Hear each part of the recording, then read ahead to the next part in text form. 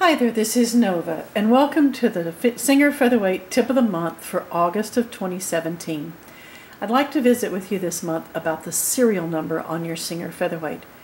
Each machine had a unique serial number, and it is very, very important that you know what your serial number is and that you have a record of your serial number somewhere in your possession. What I would encourage you to do is, as soon as you're finished watching this video, I would encourage you to get your machine out and take a picture with your cell phone of your unique serial number so that you can prove, if there's ever a problem, that that machine belongs to you. Now, the location of your Singer Featherweight serial number is going to be on the bottom of the machine. So you're going to tip the machine back carefully. I've got it on a towel. This machine's just come into my shop, and you can tell it needs bed cushions terribly. These are completely gone. This one's completely missing, and these are very, very rotten. But this is the back of the underneath side of your Singer Featherweight, and right over here at the bottom left there is a raised bar. Let me see if I can zoom in to show that to you. You can see the serial number on this machine. That's what you want to take a photograph of. The serial number always begins with two letters. This is an A. It's almost impossible to see on this video, but make sure that you can see it in the photograph that you take, followed by 6 numbers. Every Singer Featherweight has a unique serial number.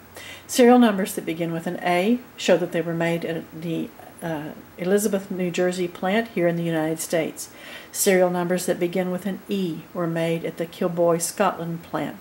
Serial numbers that begin with a J were made at the St. John's plant in Canada. So you need to have a record of that. Why? Well, for your insurance. If your house were to burn, you would be able to prove that you own that Singer Featherweight. I've received a couple of emails this month, really heartbreaking emails for me.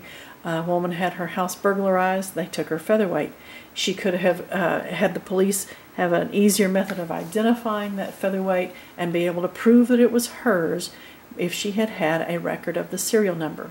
Also had a very disturbing email this month from a woman who took her machine in for repair and got a different machine back than what she took in. So if she had had a record of what her serial number was, she would have been able to prove that to the repairman and demand that she get her machine back, not the one that was substituted for hers. And again, I have no idea if that was an honest mistake or not, but just to be on the safe side for you to safeguard your machine, take a photograph, have a record of what your unique serial number is. Now then, I want to visit with you just a little bit more about what my processes are when you bring a machine to me for repair. If you're bringing the machine and dropping it off for me, or making arrangements for it to be dropped off, you're going to have access to one of these 3-part repair tags. And I ask that you fill that out. This part gets your name, address, phone number, and I always ask for your email. I communicate primarily through email. The center section is very important, and you can see right here it asks for the serial number of your machine. If the customer who contacted me, who had a machine switched on her at a repair shop, had filled this out, she would know that she didn't get her machine back. She could prove it again if she had filled out this area on our 3-part tag. The third part of the tag is a claim check for you to keep and have the number to pick up your machine when you come to pick it up. You'll notice that it has red numbers on all 3 sections that match. This end down here, the minute you hand this back to me, this gets wired to the case handle of your case and does not come off. I do not take it off ever. It will only be removed by you when you pick up your machine. So there's no possibility in my shop of getting cases swapped, anything like that happening. The center section is removed by me when I begin working on your machine. The back portion of this has an area there where I can write what parts that I'm finding that your machine needs or anything unusual about your machine as I'm working on it. Now, that's the process if you bring your machine to me or drop it off. If your machine is shipped to me, as this machine was, I just finished unpacking this machine that I was showing you the serial number on. I just finished unpacking it. Did not have the luxury of handing her repair tagging and having her fill it out.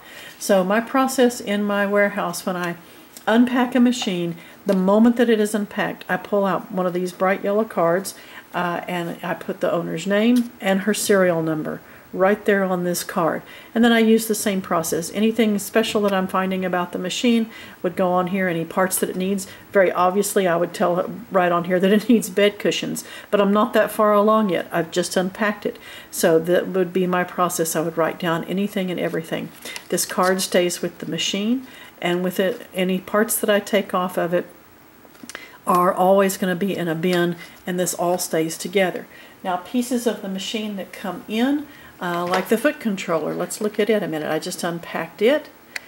The minute that it is unpacked in my warehouse, it gets a little tag put on it.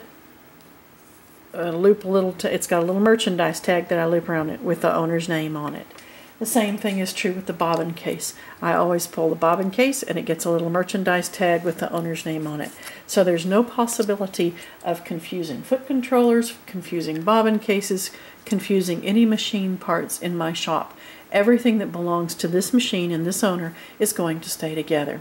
That's the process that I use, and I hope that is reassuring to you and that it will be helpful to you.